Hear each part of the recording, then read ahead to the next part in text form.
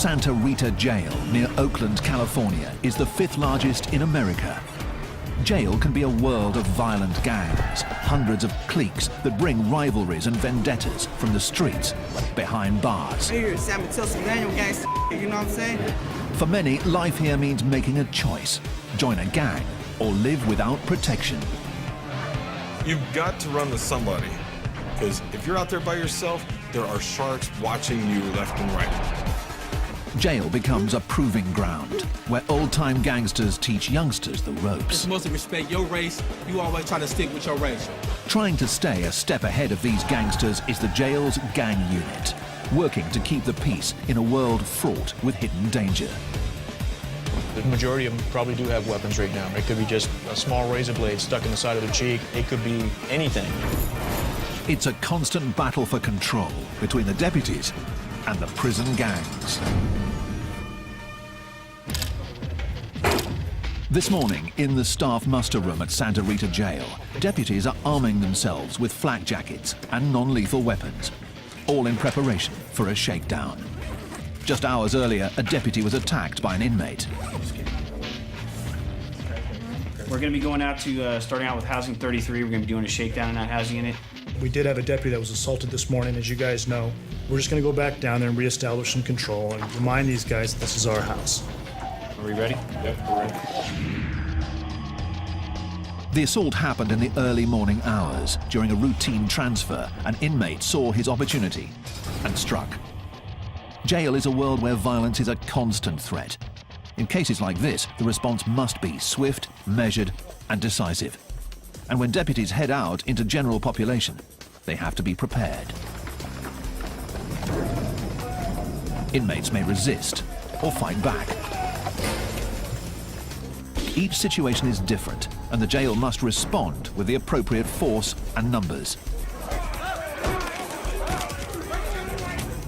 In the case of shakedowns, the element of surprise is key. East side, gentlemen, I need everybody on your feet. Do not go to your drawers. Get up, get dressed. Searches like these are a fixture of life here at Santa Rita Jail. But when a deputy is attacked, everything becomes more intense, and even the slightest show of defiance can get an inmate handcuffed. Turn around, put your hand behind your back. Stop. Let's go. The deputies search every cell and turn over every bunk. Their aim is to find contraband, like weapons, drugs, and alcohol. Already the search is getting results. They uncover dozens of containers of homemade alcohol called Pruno. Throw some sugar in there and apple juice, and then just tighten it up, and it just starts fermenting. It's the catalyst for a lot of fights. People start drinking, and they get that liquid courage, and then a lot of fights break out. We do this on a routine basis. However, if you're going to be that housing unit that today you're going to threaten our staff, well, we move you to the top of the list. And today, they threaten our staff. Based on an assault that took place this morning, we move them to the top of the list. More than 150 inmates will be searched today, yielding gallons of alcohol. But the fight for control here is never ending, driven by one simple fact: this is the 5th largest jail in America.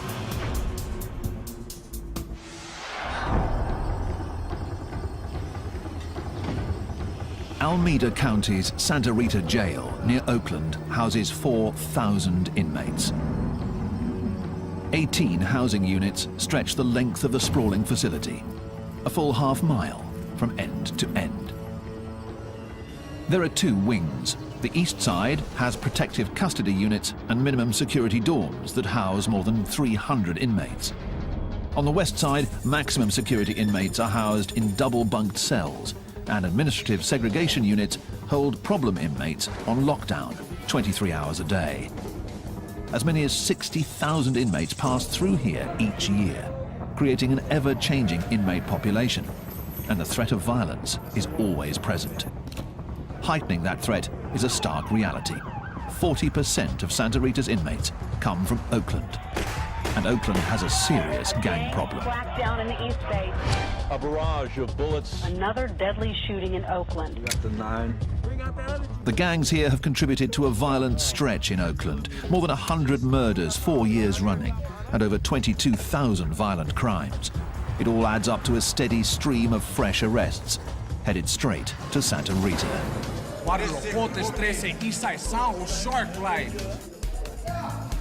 The streets of Oakland set the tone here, and roughly half of the inmates have gang affiliations and often bring vendettas and rivalries with them from the street. Keeping control means constant vigilance that begins the moment inmates walk through the door. Deputy Terry Carson is working at the intake area, known as ITR.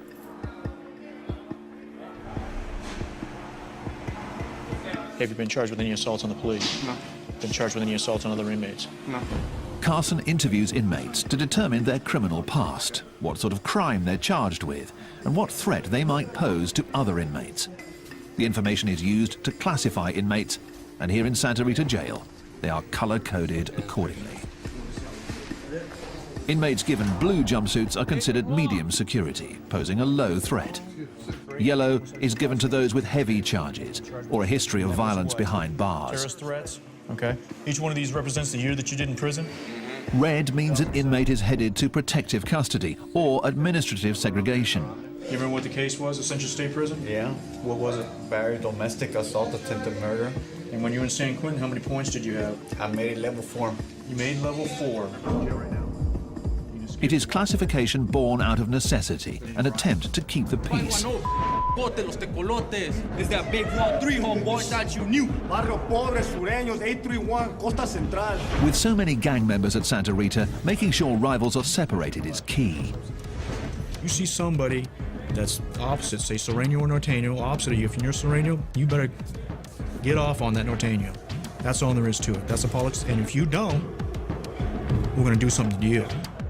But new tensions between gangs can heat up at any minute.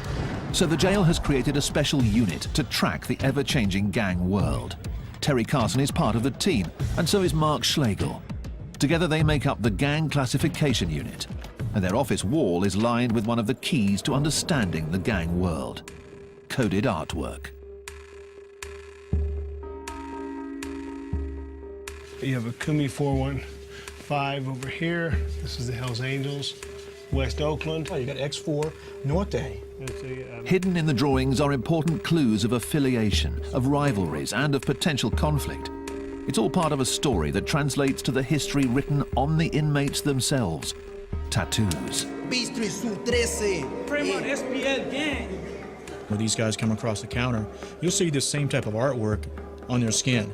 So they tell me a story. 14th letter of the alphabet, which is N, which stands for Norte. You'll also see 14 on white supremacist guys, but that means totally different. These guys don't put this stuff on a piece of paper or on their bodies without a reason or a story behind it. Decoding the story may be vital to keeping the peace here behind bars, but the gang unit serves an even greater purpose. They are building a record of each gang member, one that will follow them to prison or back out onto the streets. It's valuable intelligence that gets shared with corrections and police alike. But the challenge for the gang unit is daunting. There are hundreds of cliques and gangs in California, and on any given day, behind the walls of Santa Rita, many of them are represented. You got border brothers, you got everybody, Paisas, blacks, whites. If enemies are housed together, violence will follow. And right now, in Maximum Housing Unit 6, is a graphic reminder of that reality. Crime scene cleanup is already here, removing the remnants of a violent fight that started just hours earlier. Yeah, we had just opened the doors for dinner feeding.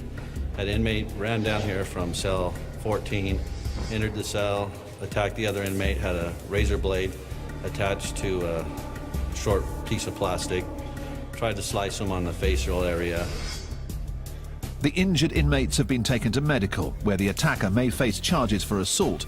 It's still unclear whether the fight was gang-related.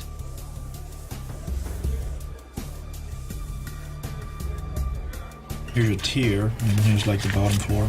And the cell block. I still don't get the dice though. The unit is under constant pressure to get it right, to decode thousands of pieces of intelligence and gang writings. It's blood, but it's blood. Four drops of blood. Yeah, but it's a 1 and a 3. Yeah. So that's could be Sureño. Sureño Could be read into anyway. The challenge: identify the new rivals and separate them before things get violent. Santa Rita Jail near Oakland in California is the 5th largest in America. It's populated by some of California's most violent street gangs. Here, managing 4,000 inmates is all about establishing control. It's 3 a.m. on Friday night, and C-Team is working its overnight shift. Roughly 60 arrests have come in tonight to be printed, tagged, and processed. Let's go. We're going to search you right here. Shoes and socks on this side of the blue line. My side of the blue line. Shoes and socks. Late in the shift, Deputy John White and the rest of the team are still on alert in an area where anything can happen. Let's go. Hands out in front of you. This is intake, transfer, and release, known as ITR, and it's where arrestees become inmates. We're real careful at this point. This is our most dangerous portion of ITR. We found anything from narcotics, knives, guns. We found everything in these cells after they leave them. The mood is always tense, but tonight has gone smoothly. But as every deputy knows, the later it gets, the greater the chance for trouble.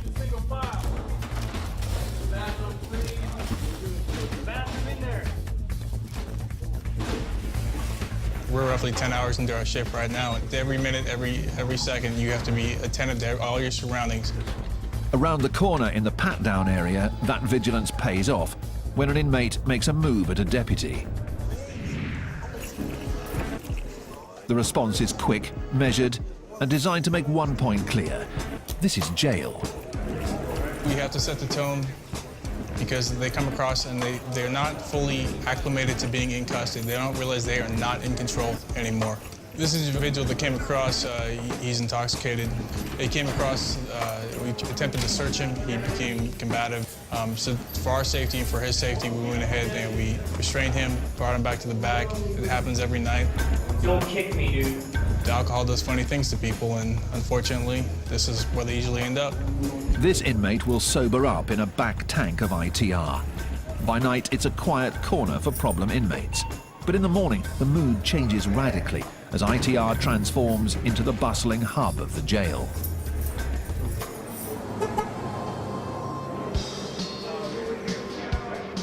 There are more than 30 tanks here, and on average, 400 inmates move through here each day. On busy days, that number goes as high as 600. Every inmate on their way to and from court, headed off to prison, being processed or released, comes through these halls. Gentlemen, make room. We'll be leaving shortly. Control is key here, but can prove difficult in an area where the deputies are outnumbered. You've got, anywhere from 8 to 12 people on a shift working down here, but at any given time, you could be working with up to 300 inmates. It's 1:50. That means it's the last bus before count goes up. So let's get it done. Noise check it. With so many inmates to keep track of, on busy days the system backs up. That can create tension, especially in the larger tanks, known as the bullpen. Typically there are less than 20 detainees in here. When deputies fall behind, that number rises, and the bullpen heats up.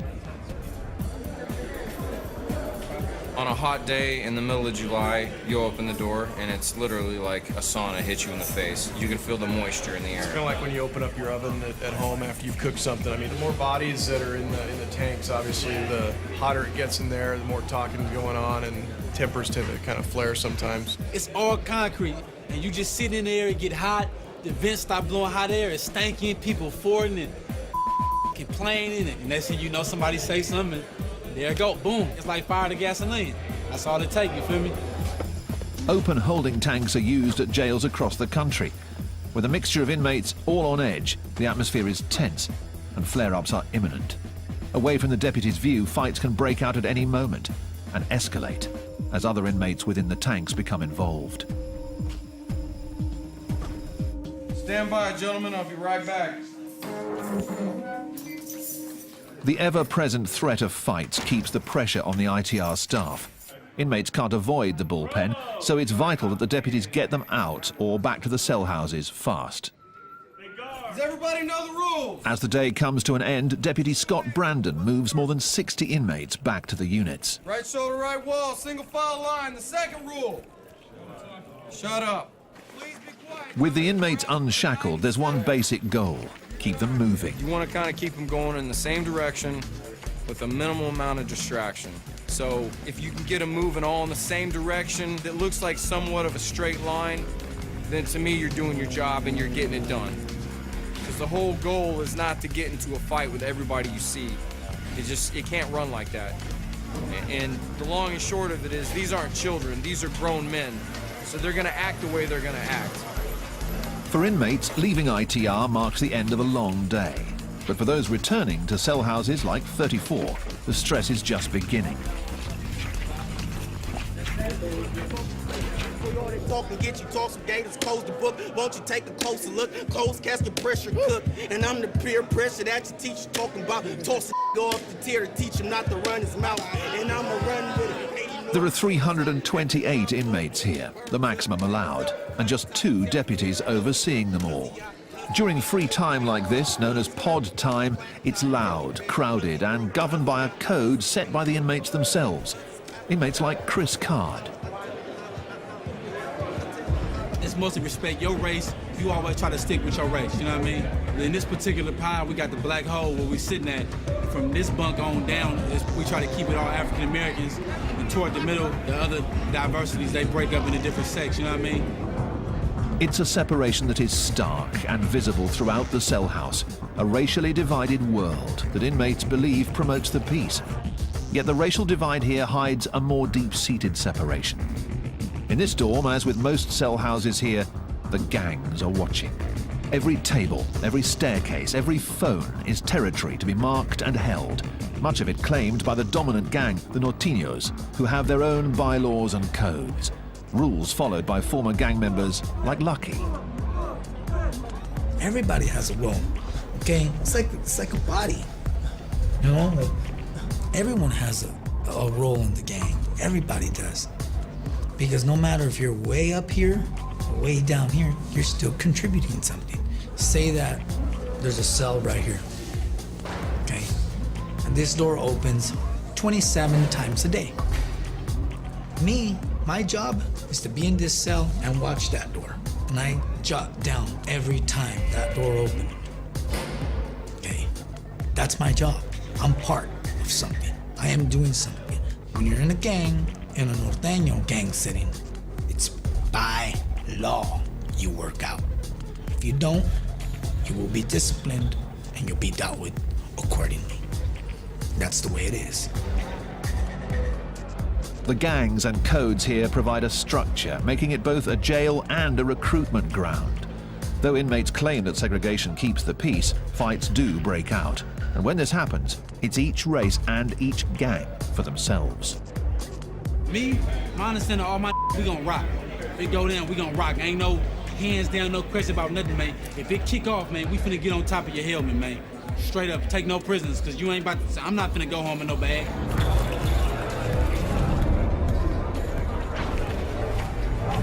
Lock down, fellas. Let's go, fellas, lock down! After 3 hours, pod time comes to an end and the inmates head back to their cells. The deputies walk through each of the tanks, where 36 men are double bunked behind mesh for the night. They confirm that all are present and accounted for, and perform a final spot check for any contraband. In dorms like 34, the numbers are heavily in favor of the inmates. So for them, lockdown means the night is just beginning, and it's time for a cell house party. A feast of food purchased from the jail, complete with homemade alcohol. We can't let the police see this right here, man. This right here, man, knock you on your real big, right? Tonight we make a gumbo, oysters, chicken, tuna, rice. We all put it in, you know what I mean? We eat like kings in here. The city of Oakland, California, has one of America's highest crime rates, with more than 100 murders in each of the past 3 years. Police are investigating Oakland's third murder of the weekend. 40% of Santa Rita's inmates come from Oakland, and many of them are in gangs. It's the first stop for the accused on their way to trial. But with thousands of repeat offenders coming through the door each year, it also serves another purpose. Santa Rita is like a training ground for prison. On the jail's east end, Dorm 34 is heading outside for a weekday ritual. Yard call. All 328 inmates are out together, and while it may seem like a time for recreation and games, there's much more going on. than meets the eye. From the guard tower above, deputies Mark Schlegel and Terry Carson of the Gang Classification Unit look on. Being able to sit up here and watch people work out in the yard, you can see if there's tensions going on, who's got some authority and who the bodyguards are. As you look down here, you can see that all our Northern Hispanics are down here at the end of the yard doing their workout program. Push-ups and all the different types of exercises they got going on, and then talking about business at the same time. And they're positioned in certain places to keep an eye out of what's going on, you know. If you look down there, you see a guy, he's all by himself, standing by them pull-up bars right down there. See how he's standing there with his back to them guys working out? He's standing guard. The yard is all about territory. Different gangs carving up their own sections, their own turf. Norteños control the handball courts. Black gangs rule the basketball court, and other Latinos on the volleyball court. The yard has a strict set of rules set by group leaders. What you have is you have every faction out there. You have Black, BGF, Blood, Crip. You got the Northerners and the Southerners. You got Whites. I don't want to deal with nobody else, no other race. They're not going to get in my way. You're not going to step on my game. You know, that's it. You stay on your side of the grounds. I stay on mine. You cross my ground, it's over. You know, I will kick the yard off. I don't care. The rigid structure can be seen almost everywhere. And in a jail dominated by gangs, going it alone seems a difficult option. You've got to run with somebody, okay? Because sooner or later, you're gonna get caught up in a situation where who are you gonna turn to? Yourself, you know? Because if you're out there by yourself, there are sharks watching you left and right. They're gonna come and try to use you. They're gonna come try something to get over on you. That's how it works. And these guys, I would say a good majority of them probably do have weapons right now. It could be just a small razor blade stuck in the side of their cheek, or it could be, you know, a toothbrush that's sharpened down in their sock. It could be anything. The threat of violence is just one part of life on the yard. For inmates headed for serious time, the yard is also a proving ground, and the lessons learned here are carried forward to prison, where the stakes are even higher. Many of California's most infamous prison yards are dominated by hardened gangs, and their clashes can be deadly.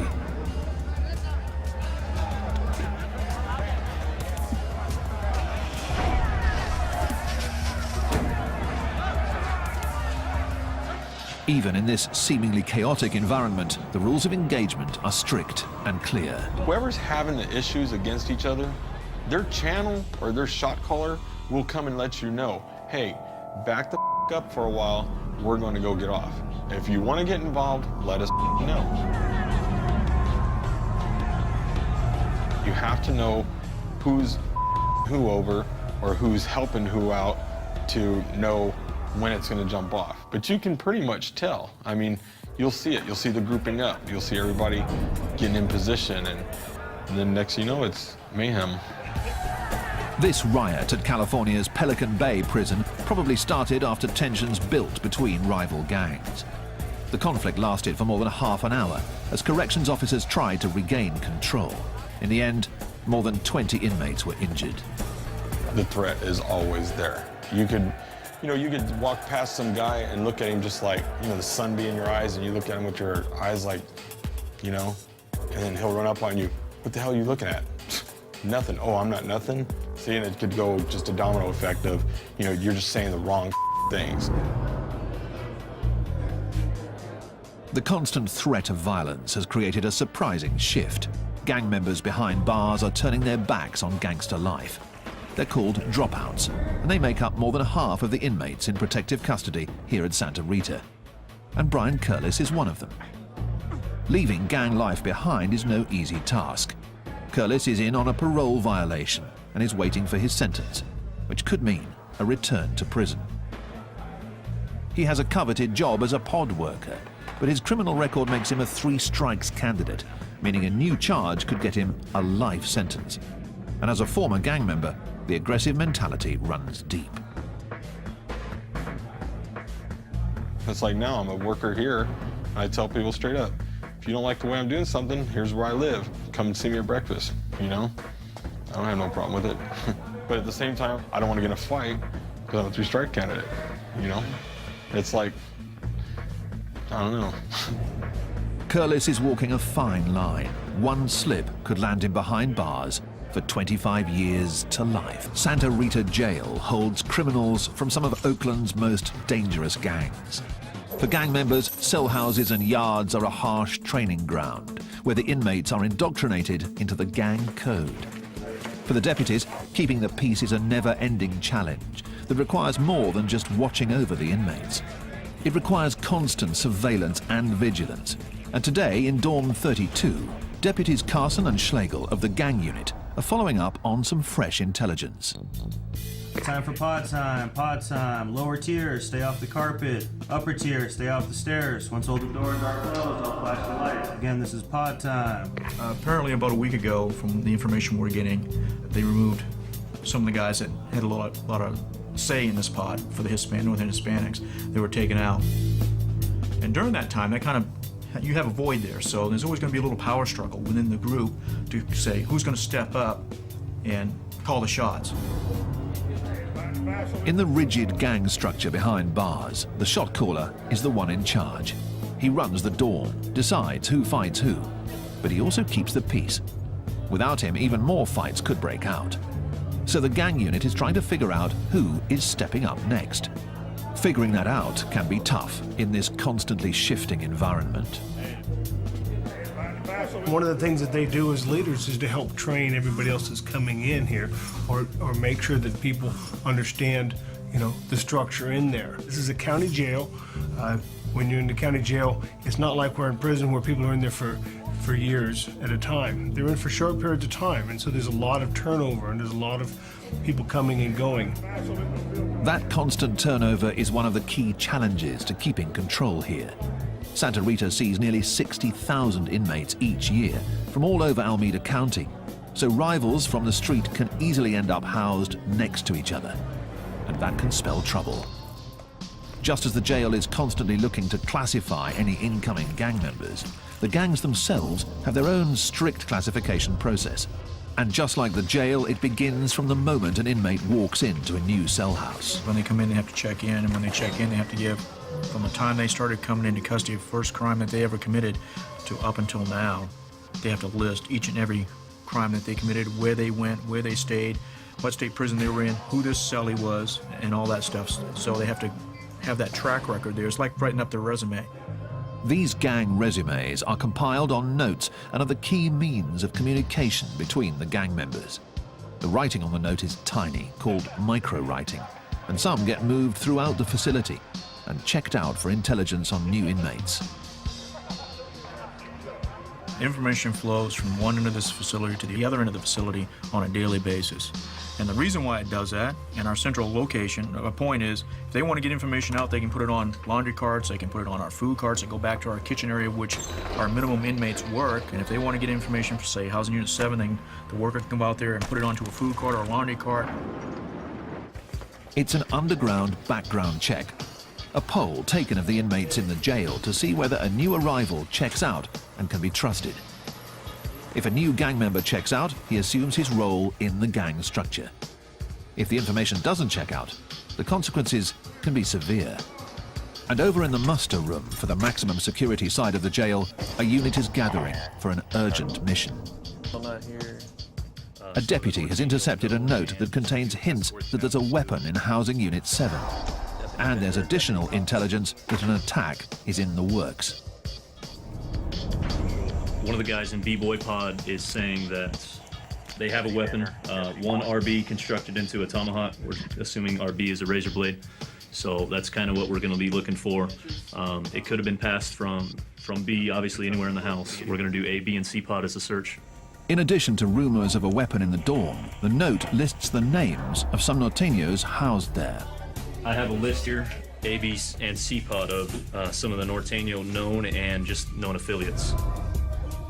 This dorm is the target for today's raid. Finding the weapon is the mission. It could be tucked in a book, could be anywhere. It could be a mattress that's sliced open, stuck in the foam, anywhere. So we want to make sure we do a good job, especially with the northerner cells. We'll just go in, do our job, get it done. The team moves out to Housing Unit 7, where the inmates are already on lockdown. When the deputies arrive, the water is shut off to prevent anything from being flushed down the toilets. We're ready. Put on your shirts, step out. An operation like this relies on speed, getting all of the inmates out of their cells before they have a chance to destroy evidence. Pull your shirt down, pull your shirt down, pull your shirt down. Those who buck the system are immediately removed. Once out, the inmates are patted down and then placed in holding areas as the search begins. Every cell is turned over in a search for contraband, homemade alcohol, anything that's not allowed. But the real focus is a potential weapon. And over in C-Pod, one cell is receiving special attention. I found some information on the guy that's housed here, that he's good at making weapons. It's one of his specialties, I guess, that he called it. So this was my hopeful cell. I was hoping that it would be in here. Hopefully they didn't get rid of it. The deputy finds nothing. And throughout the rest of the cell house, the search yields contraband. This is a jail-made tattoo gun. But no weapons. Downstairs, they found more notes and more names. These show people that just arrived, it looks like, names and PFNs. It may just be the break the team's been looking for. A deputy takes the notes back to Carson and Schlegel of the Gang Classification Unit for inspection. This is from C-Pod. This was an F-Pod. Okay. The fresh intelligence demands immediate attention. That's kind of interesting. Look at that. Decoding the writing is a tedious job, but buried inside could be more important information about gang members, weapons, and even new hits. Okay, and we know this guy. It will take hours to pore over the micronotes. So back in Cell House 7, the search for the contraband continues, and the deputies have had a lucky break. One of the envelopes was addressed to a cell in F-Pod, Cell 1. We understand there's a newer guy that's over there of the Norteño affiliation, so we're thinking that they may have something over there as well. The focus of the search narrows. Now, rather than searching an entire pod, the team moves in on 3 cells, and one of them is the real target. The inmates are quickly removed, and the deputies move in, checking mattresses, combing through books, but still no weapon.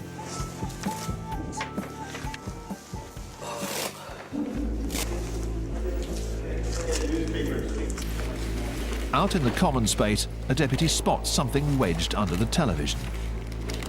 It's coming. No, That's what that's there for. It could be what they came here for. Yeah. A blade. Yeah. So they fit it up to slice somebody with. Yeah. See?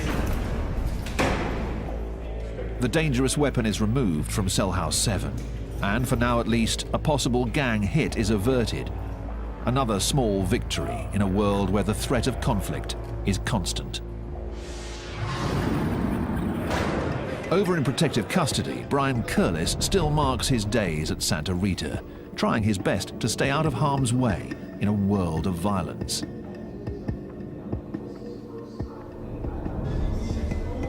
Curlis is on a parole violation, but has turned his back on gang life. It's a decision that makes him a constant target, even here in protective custody. I don't think you're any safer here than you are on the main line. At any time, anything you do, you sit at the wrong table, you use the wrong shower, it could get you hurt. Gang members despise dropouts. They are traitors of the highest order. That makes them targets wherever they go, especially behind bars, where gangs set the unofficial rules. While gang initiation is often violent, getting kicked out is even worse.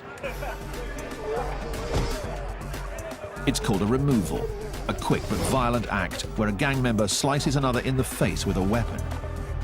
The slice leaves a permanent mark and lets other gang members know that the target is a dropout, what they call no good.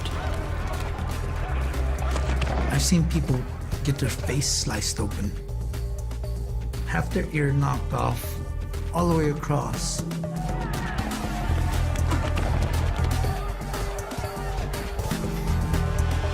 be a dropout, you know, it's like you're hated. You're hated a lot. People literally 100% want to kill you. By being placed in protective custody, the dropouts are already marked by the red jumpsuits they wear. So far, Curlis hasn't been attacked, but anything's possible in jail. It's something you got to deal with, you know? As you get older, you get wiser. If somebody starts assaulting me, I'm going to fight back. You know, I'm going to defend myself to the fullest. You got to be stronger than the average person around here. Curlis will soon find out his sentence. Until then, he's constantly on edge, always looking over his shoulder. Santa Rita Jail is a revolving door for some of Oakland, California's most violent gangs. An estimated 30,000 people with gang affiliations come through here each year, and deputies are always on their guard, always looking out for conflict. In intake, transfer and release, the day is just getting underway. A dozen deputies start their daily routine, moving 200 bodies through these halls. Gentlemen, we're gonna move down to the nurse. Remember our discussion. The quicker you guys do it, everybody cooperates, you get through fast. Terry Carson of Gang Classification is on his post at the front end of the system, screening the new intakes, trying to figure out whether they have gang affiliations and where to put them. Remember these street gangs? No. None? Any tattoos? No tattoos. Nothing. Nothing on your back? Nothing. The process of classification here is never-ending. It's a process designed to keep rival gangs separated and violence from breaking out. Despite their best efforts, clashes can happen at any time. Clashes that escalate as staff step in to break them up. Out on the maximum security wing, in Housing Unit 4, a deputy has been caught in the crossfire while breaking up a fight between 3 suspected gang members. The inmates are already on lockdown as an investigation is underway, and the pod is littered with the remnants of a brawl. The deputy on duty is still shaken after having a chair thrown at him. A search of the pod after the fight, all inmates were searched and jail-made weapons were located within the pod. It makes you think when you go running in there to protect these guys, if somebody's gonna stab you and or hurt you also. It could be a trap, you never know. In an isolation cell, the inmate who threw the chair is still being questioned. Threw a chair. Threw a couple of chairs actually.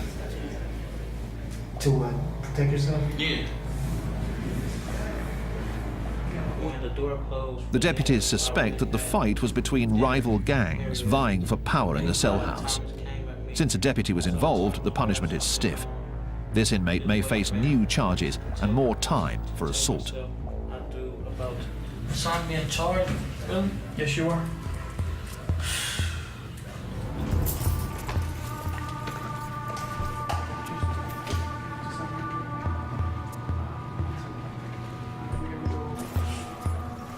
New charges are something that every inmate dreads.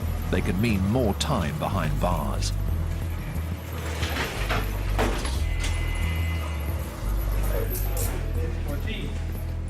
Former skinhead Brian Curlis is trying to steer clear of getting new charges of his own. He's shipping out of Santa Rita, headed back to prison. Leaving jail behind means returning to a world where the convict code runs even deeper. As a gang dropout, he'll face challenges daily. But as a 3 strikes candidate, those challenges could have serious consequences.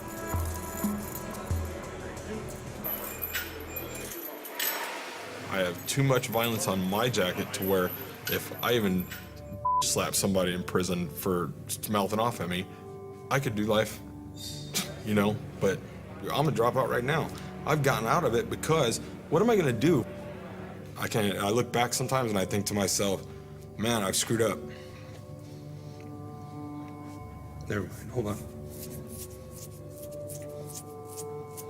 I screwed my kids up going through this, and it's just crazy. you know?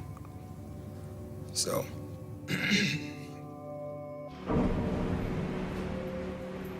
Curlis's sentence is 250 days. 250 days to toe the line and steer clear of fights. If he fails, it could mean a life sentence. The prison bus leaves, signaling the end of another day. Back in the cell houses, the evening brings with it a familiar sight. Deputies have formed a squad and are making their way across the yard. It's another shakedown, another attempt to remind the inmates of who's in charge. The battle for control between gang members and deputies never ends. Join cops patrolling the drunken states of America in a brand new look at US binge drinking next Thursday at 9. Stay tuned for Seconds from Disaster.